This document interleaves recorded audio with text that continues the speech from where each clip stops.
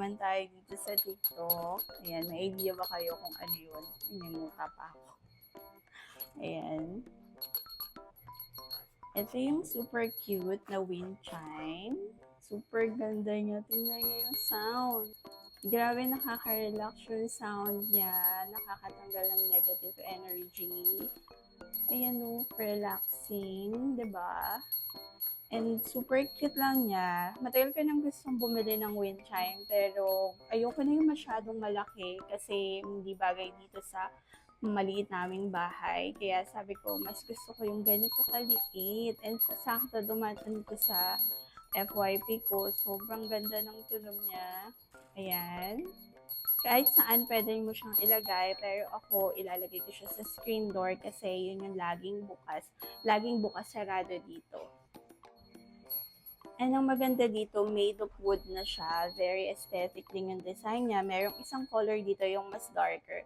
Pero mas pinili ko tong isang color na to para mas bagay dun sa color ng screen door namin. And maganda dito, itong bilog na to is magnet siya. Itong dalawang bilog na to, magnet siya. So, pwede siya sa mga metal. Pero kung wala naman kayong ganun, katulad na sa akin, stainless steel yata yun. Meron siyang kasamang adhesive. Ayan, dito ko siya planong ilagay. Yan, dito. Para every time na bubuksan siya, tutunog siya. Pero ito kasi hindi siya dumidikit. Ayan, hindi siya dumidikit. Pero ito, bakal to. Mas maganda kung may bakal talaga kayo. Ayan. Wala siyang pandikit. Ito yung pandikit. Pero dito kasi hindi siya maririnig. Ang kailangan ko dito sa screen door para magbukas sarado. Ito yung lagi namin. So, lalagyan natin siya ng adhesive. Nalagay ko na yung adhesive niya, yung pinaka-clear na yan. Madali lang naman siyang ikabit. So, ilalagay na natin siya dito sa screen door. Yan, para every time na ibubukas sarado, ang relaxing niya pakinggan. Dito na lang para mas mataas. Ayan, ito yung perfect. Wait lang.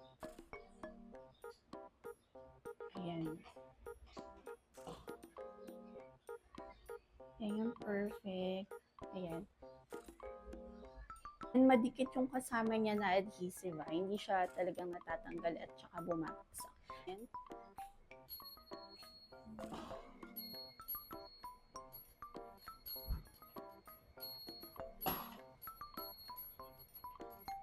Diba? Ang ganda niya. Nakaka-relax siya pagka ayan. Para lang may hangin na dumadaan pagka binubukas sarado mo yung pintuan. Very relaxing yung sound niya.